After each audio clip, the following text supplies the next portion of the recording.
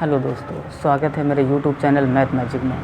आज हम लोग पढ़ेंगे कक्षा 10 का चैप्टर त्रिकोणमिति का परिचय। ये एक ऐसा चैप्टर है जिसमें सभी बच्चे अक्सर भय खाते हैं, डरते हैं कि ये चैप्टर बहुत कठिन है, लेकिन हम इस तरीके से आपको बताएंगे कि आज से त्रिकोणमिति का भय बिल्कुल दूर हो जाएगा। देखें, त्रिकोणमिति से तात्पर्य है त्रिभुजों की माप। त्रिभुजों की माप यानी कि त्रिभुज में हम लोग जानते हैं कि 3 भुजाएं होती हैं। त्रिभुज में 3 भुजाएं होती हैं। जैसे हमने मान लिया कि हमारा त्रिभुज है ABC। इसमें एक भुजा कर्ण होती है, जो सबसे बड़ी भुजा होती है, उसको कर्ण कहते हैं, आधार कहते हैं और लंब कहते हैं। 3 भुजाएं होती हैं। इन तीनों भुजाओं की माप ही त्रिकोणमिति कहलाती है। अब इन तीनों भुजाओं में एक संबंध होता है जिसको पाइथागोरस प्रमेय कहते हैं। इन तीनों भुजाओं में संबंध होता है कर्ण का स्क्वायर बराबर लंब का स्क्वायर धन आधार का स्क्वायर। इस फार्मूले के द्वारा यदि कोई भी 2 भुजाएं दी हुई हों और तीसरी भुजा हमें ज्ञात करनी हो तो इसी सूत्र के द्वारा हम भुजा निकाल सकते हैं। जैसे कर्ण और लंब दे दे, हमें आधार निकालना हो, इस सूत्र से निकाल लेंगे। आधार और लंब दे दे, कर्ण निकालना हो, इस सूत्र से निकाल लेंगे। या फिर आधार और कर्ण दे दे, लंब निकालना हो तो इसी सूत्र से निकाल लेंगे। तो यदि तीनों भुजाएं हम ज्ञात कर लें या 2 भुजाएं दी हों, एक ज्ञात करना हो, एक ज्ञात कर लें, तो त्रिकोणमिति के अनुपात बहुत ही आसानी के साथ निकाले जा सकते हैं। त्रिकोणमिति अनुपात 6 होते हैं। देखें कौन कौन से होते हैं। एक होता है साइन थीटा, एक होता है कॉसेक थीटा, एक होता है टेन थीटा और एक होता है कॉट थीटा। सेक थीटा और कॉसेक थीटा। ठीक है। अब देखो, हमें यदि 3 मान याद हो जाएं, साइन का, टेन का और कॉस का, तो 3 मान जो होते हैं इन तीनों के व्युत्क्रम होते हैं। जैसे साइन का व्युत्क्रम होता है कॉसेक, टेन का व्युत्क्रम होता है कॉट और कॉस का व्युत्क्रम होता है सेक। तो पहले हम इसको यहाँ पे कॉस लिख ले रहे हैं, कॉस थीटा, और यहाँ पर कर दे रहे हैं सेक थीटा। देखें, अब 3 यदि सूत्र तुम याद कर लो, और इन 3 सूत्रों को याद करने की आसान सबसे ट्रिक होती है, आसान लाल बटे कक्का। मतलब पहला जो मान होता है L बटे के, ये साइन का होता है, दूसरा मान कॉस का होता है और तीसरा मान टेन का होता है। यदि साइन पूछा जाए तो लंब बटे कर्ण, कॉस पूछा जाए आधार बटे कर्ण और टेन पूछा जाए लंब बटे आधार होगा। यदि हमें लंब बटे कर्ण पता हो गया कि साइन का क्या होता है, लंब बटे कर्ण होता है। अब देखें, हमें याद भी नहीं करना पड़ेगा, इसी से आराम से 6 मान निकाल आएंगे। सब देखो, साइन का उल्टा क्या हमने बताया, कॉसेक होता है, तो इसमें याद करना ही नहीं, उल्टा का मतलब व्युत्क्रम, इसको ऐसे कर दो। टेन थीटा ये होता है, टेन थीटा क्या होता है, लंब बटे आधार, तो लंब बटे आधार हो गया। इसका अपोजिट कर दो तो आधार बटे लंब हो जाएगा। कॉस थीटा क्या होता है, आधार बटे कर्ण होता है, तो इसका कर्ण बटे आधार हो जाएगा।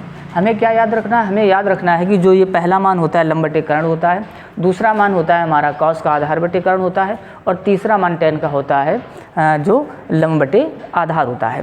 तो यदि 3 हम याद कर ले तो 3 तो आसानी के साथ निकाल सकते हैं। हमें याद क्या करना है, जो ये पहला मान है ये साइन का होता है, साइन थीटा।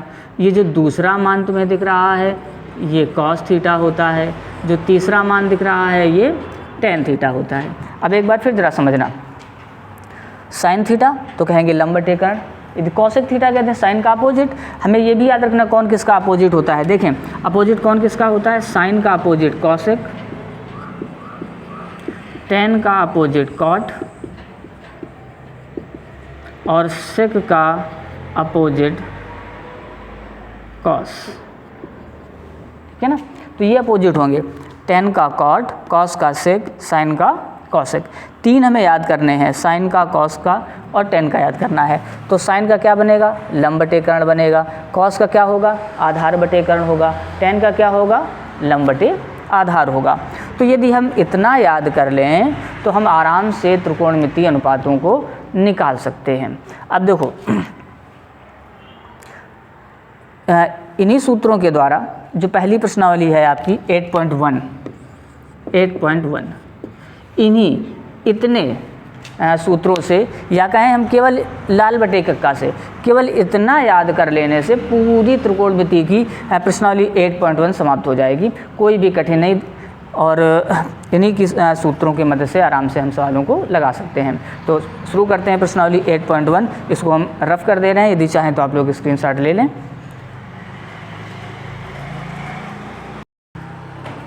देखें, प्रश्नावली 8.1 का पहला हमने सवाल बोर्ड पे लिख दिया हुआ है। समझे क्या कह रहा है। त्रिभुज ABC में जिसका B कोण समकोण है, AB का मान 24 सेंटीमीटर, BC का मान 7 सेंटीमीटर, तो निम्नलिखित के मान ज्ञात करो। मान पता करने sin A का, cos A का, sin C का और cos C का। तो देखें किस प्रकार से मान हम लोग पता करेंगे। सबसे पहले हम बना ले रहे हैं त्रिभुज ABC। ध्यान क्या रखना है, कोण B समकोण है। देखें,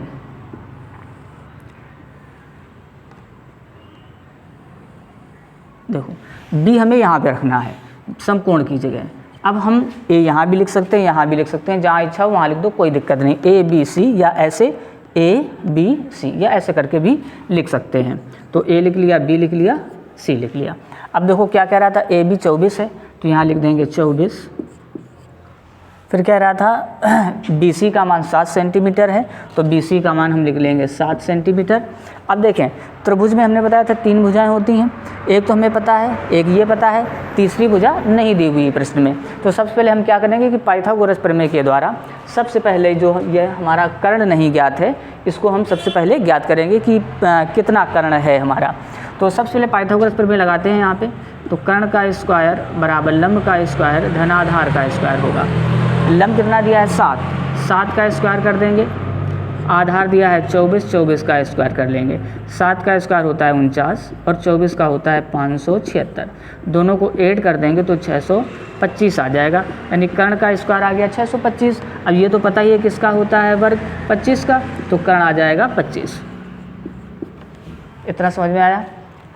2 भुजाएं पता थी, पाइथागोरस प्रमेय के द्वारा हमने तीसरी भुजा ज्ञात कर ली।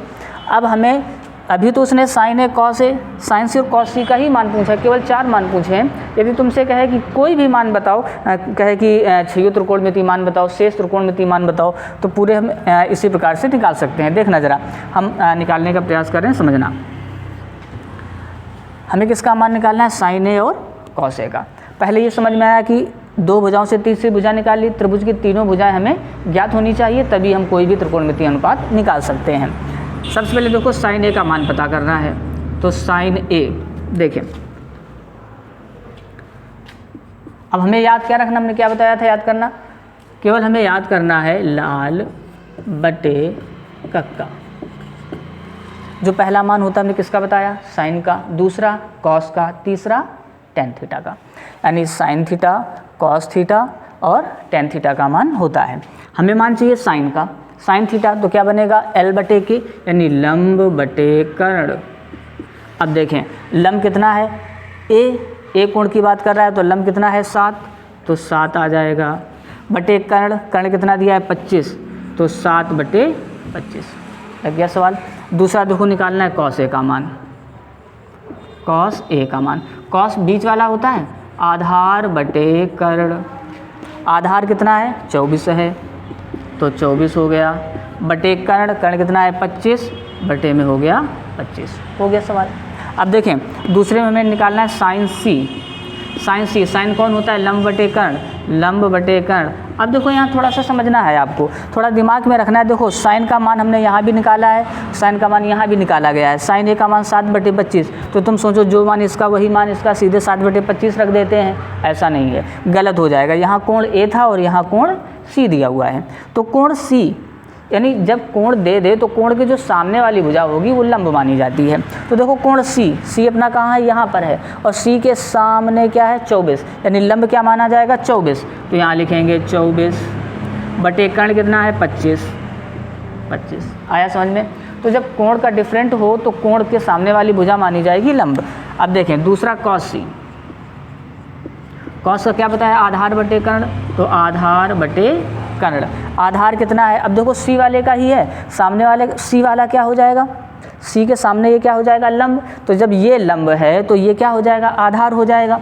आधार कितना दिया है 7 और कर्ण कितना दिया था 25, ठीक है ना। सी के सामने क्या मानेंगे, लंब मानेंगे। जिस कोण की बात करेगा तो सामने वाली भुजा हमेशा लंब मानेंगे। इतना हमें याद रखना है। पूरे मान आ गए, 4 मान निकालने थे, चारों मान आ गए। आप एक बार समझ लीजिए, स्क्रीनशॉट लेना चाहते हैं स्क्रीनशॉट ले लीजिए, तब तक हम इसको रफ कर देते हैं।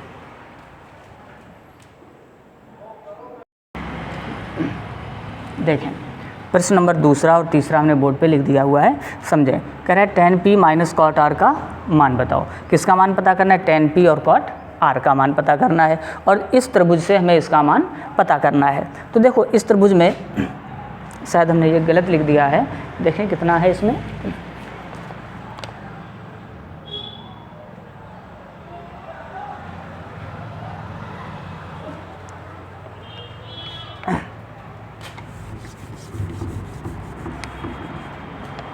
देखें इसको सही कर दे रहे हैं।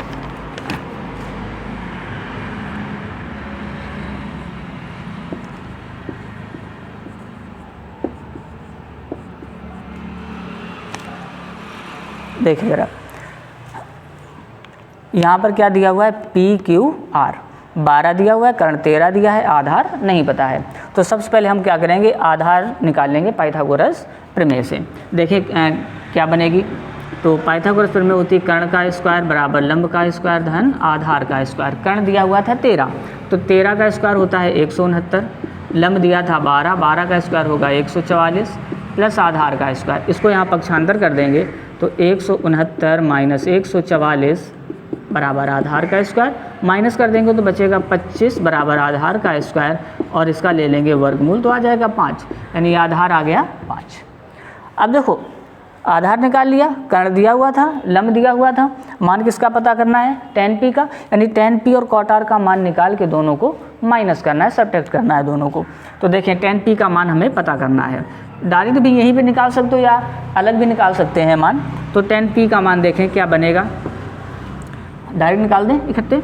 देखें tan p minus cot r, इसका मान पता करना है। अब देखो यहाँ p कोण है, यहाँ पर r कोण है। tan का क्या हमने बताया था, लास्ट वाला लंब बटे आधार होता है, तो यहाँ से आ जाएगा लंब बटे आधार, माइनस कॉट इसका अपोजिट होता है, व्युत्क्रम होता है, तो हो जाएगा आधार बटे लंब।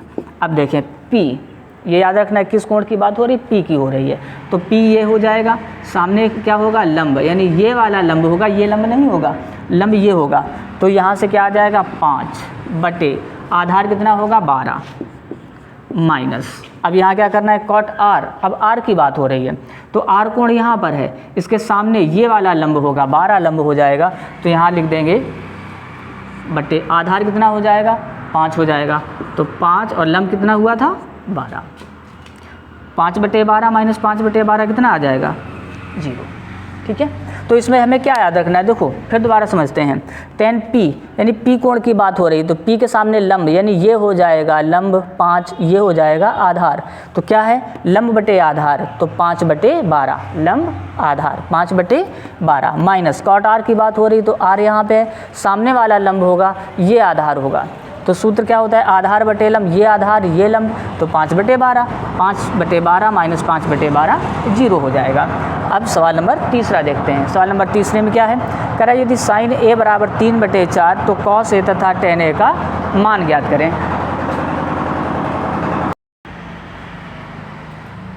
देखें प्रश्न नंबर 3, कह रहा है यदि साइन a बराबर 3 बटे 4 है तो कॉस a और tan a का मान ज्ञात करो।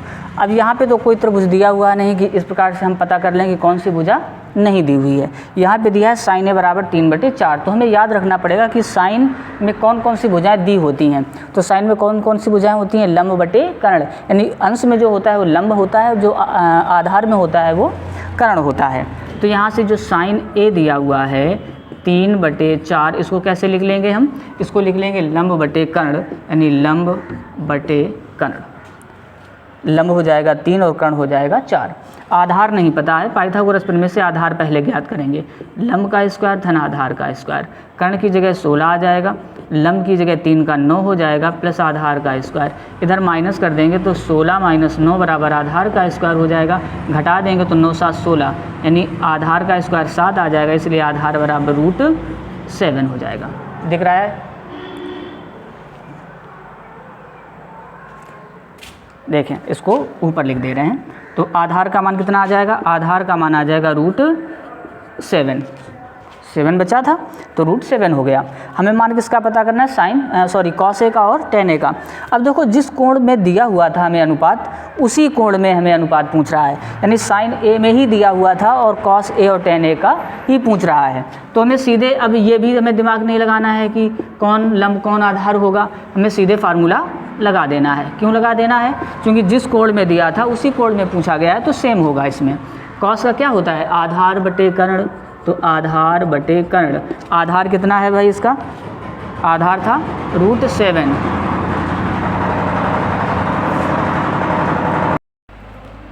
तो कॉस का आधार बटे कर्ण और कर्ण था इसका था 4, तो यहाँ लिख लेंगे 4। दूसरा मान हमें पता करना था tan थीटा का। तो tan कौन सा होता है? लास्ट वाला होता है। तो लंब बटे कर्ण हो जाएगा, लंब बटे कर्ण। देखिए, लंब कितना दिया हुआ था? 3 दिया हुआ था, और कर्ण कितना था इसका? कर्ण था 4, ये आ गया 4। ठीक है। तो जब हमें जिस कोण में अनुपात दे उसी कोण में अनुपात निकालना हो तो हमें चित्र भी बनाने की आवश्यकता नहीं पड़ती, क्योंकि कोण में इसका अंतर पड़ता नहीं है, सेम टू सेम वही कोण रहेगा। तो आराम से हम इस प्रकार से लगा सकते हैं। अब सवाल देखते हैं चौथा और पाँचवा।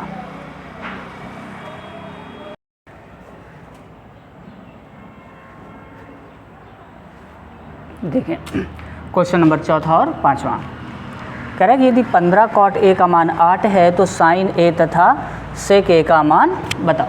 तो किसका मान हमें पता है? हमें इनडायरेक्ट मान दिया हुआ है, कह रहा है 15 cot A बराबर 8। तो सबसे पहले तो इसको हम थोड़ा सा हल कर लेंगे। देखना, हम ऐसे लिखेंगे, क्या दिया है? 15 cot A बराबर 8 दिया हुआ है। ये गुणा में जुड़ा हुआ है, पक्षांतर कर देते हैं तो भाग में चला जाएगा। ये आ जाएगा cot A बराबर 8 बटे 15। ठीक है ना। अब देखो, इसमें हमें 2 भुजाएं पता है, तीसरी नहीं पता। अब ये कौन कौन सी भुजाएं हैं? ये किसका उल्टा होता है? tan का उल्टा होता है। तो tan का क्या होता है? लंब बटे आधार होता है। इसलिए cot का क्या हो जाएगा? आधार बटे लंब हो जाएगा, आधार बटे लंब। अब इसमें कर्ण नहीं पता है, तो देखो कर्ण निकालते हैं। कर्ण का स्क्वायर बराबर लंब का स्क्वायर धन आधार का स्क्वायर। लंब का स्क्वायर 225 हो जाएगा, 15 का स्क्वायर, आधार का स्क्वायर 64 हो जाएगा। दोनों को जोड़ देंगे तो 6 2 8 यानी 289 हो जाएगा। कर्ण का मान आ जाएगा 17।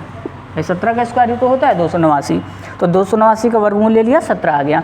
अब हमें किसका किसका मान पता करना था? sec A का और sin A का। देखो कितना सिंपल, sin A बराबर क्या होता है? लंब बटे कर्ण।